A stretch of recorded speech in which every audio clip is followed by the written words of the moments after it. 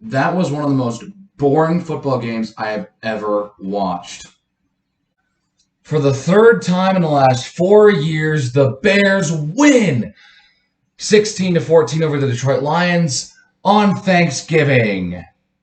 Now, this reaction is coming quite delayed because I was not in town for the Thanksgiving game. I was out with family doing things for Thanksgiving, so I'm just now being able to get the chance with finals coming up and whatnot. It's been a long couple of weeks. I mean, it's really a shame that this game had to be broadcasted nationally. I really feel bad for everyone who actually watched this game because it was such a snooze fest. It started out all right for the Lions. They had a nice touchdown from Jared Goff to Josh Reynolds. Pretty deep, pretty exciting play. Probably the most exciting play of the game. Andy Dalton got the start today. Justin Fields, the injury he suffered against Baltimore seemed to have been worse than we thought. So Dalton gets the start, and he gets his first win playing all 60 minutes with the Bears. Technically, he has 2 wins because he was the starter against the Bengals. But this is the first win that he really can say that he won because, I mean, he played the entirety of the game. This game was just overall messy. I really don't want to have to recap this game because it's just a bunch of drop passes, terrible plays, just an awful game to watch. And the final score reflected it in 16-14. There are some games that have these kinds of scores that are actually pretty good, but this is definitely not one of them. Montgomery was back in the lineup for this game, and that was good to see him back. He didn't really get to do much, as neither team had any offensive production, really. I mean, what a shocker. The Bears' offense against a team that hasn't won a game this season. This is what you're going to get, folks. Look, Andy Dalton had a nice touchdown pass to Jimmy Graham. That was the only good thing that was the only touchdown we scored in the game. We had another chance after a Matt Nagy challenge actually succeeded somehow, and Robert Quinn taking longer to sack Jared Goff actually helped them as Nichols stripped it out. And then Dalton throws a pick in the end zone to Oruwariye, who I think he also got a pick against Justin Fields in Week 4. I mean, even Santos missed another field goal. He actually kicked a 53-yarder dead center on target, but he was short. So this game could have been over before then, but no, we had to have a game go down to the final second. And I mean, this game had the perfect ending for such an awful football game. The Bears just had the ball for the last 6 minutes, and all of a sudden, you don't even think about it. Oh, this could be the game's last drive, and then they're all of a sudden down inside the 30 with 3 minutes to go, and it's oh, they may have a chance to just run out the clock and end the game here. Well, it's exactly what they did. And then Carlos Santos gets a chip shot 28-yard field goal and bangs it through. I mean, Santos had 2 of those chip shots. He had a 43-yarder at the end of the first half. I know.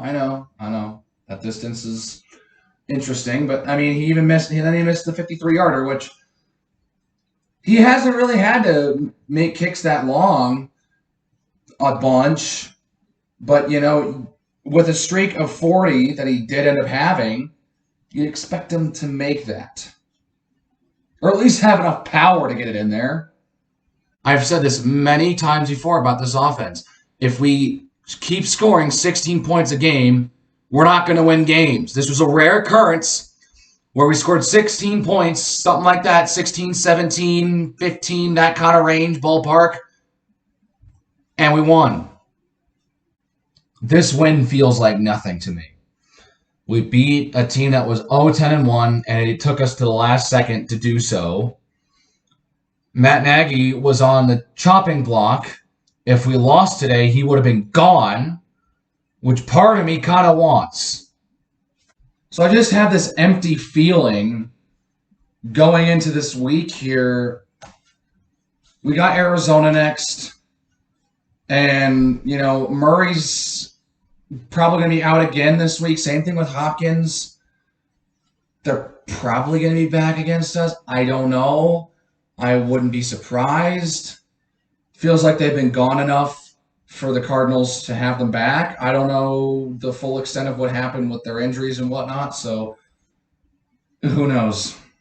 If Kyler Murray is out for the game against Arizona and DeAndre Hopkins, who knows? That might be another really ugly game. I'm kind of. You can tell where my morale is for the season. I mean, look, and then even if we end up winning against Arizona, if Murray and Hopkins are out and whatnot, Cardinals are still doing with the injuries they have, and then we lose to Green Bay. Let's just go ahead and assume that. I mean, we got the Vikings, the Seahawks, the Giants, and then the Vikings again.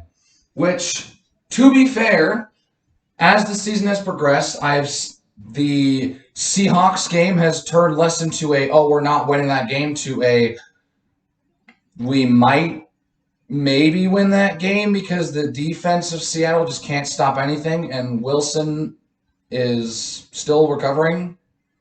Because pretty much we're at home against New York for the third straight year. The chances of us winning are probably okay now because, Justin Fields will probably be back by that time, which should boost our chances. The game against Seattle is now starting to be a bit more winnable. And then you got the 2 games against Minnesota. Look, this Thanksgiving game was just a game that we played, and we won. We broke a 5-game losing streak that has all but ruined our season for the 3rd straight season in a row.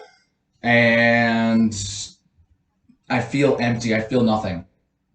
I would love to see Matt fired by the end of the season and not at the end of the season. I'd rather see him fired mid-season here, but I don't think it's going to happen. I think that Detroit came up on the schedule at the perfect time to keep Matt Nagy in the job because at this point, if we lose to Arizona and then lose to Green Bay, it's probably, with only 4 weeks left in the season, it's probably too late to fire a coach. But then again, it's never too late to do something. You can totally do it, but I would imagine the Bears organization, who has never fired a coach mid-season, by the way, to look after Green Bay and say, you know what, there's only 4 weeks left of the season. Why not just let him have the last 4 weeks of the season?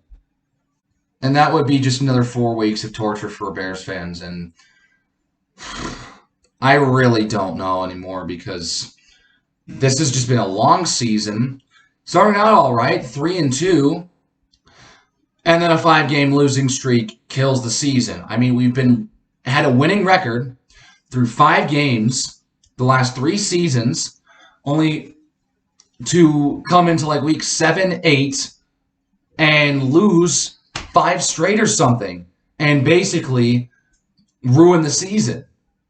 At this point, I'm half expecting them to run the table and win the last 4 games against the Vikings twice, Seahawks, and Giants, because you know what? Somehow, at the end of the season, we're able to do something. I have a bad feeling that we're going to be that team this year that gets off to a terrible start through like 12 games, like 4-8 and 4-9, whatever, and then rattle off just some random winning streak at the end of the season and nothing changes in the organization. This was just a game that kind of was a, yeah, good job. You broke the losing streak. I mean, it only took you playing the winless team, but at least you won. And at this point, it's like, what hope is there left? If they win against Arizona, and then things kind of go their way, we'll see how the playoff picture shakes up. And then some hope may be restored. But knowing this team, it's probably not going to happen. At this point, I'm pretty much ready to add this season to the ever-growing list of lost seasons in the 21st century. The Cardinals are next. Still up in the air whether or not Kyler Murray and DeAndre Hopkins will be playing. I don't think they're playing this weekend. If they are, well, shucks, they're playing next week if they don't re-injure themselves. And, well, good luck, boys. So that is going to do it for this one. If you liked it, make sure you hit like. Make sure you hit that subscribe button for more content. And I'll see you guys next time.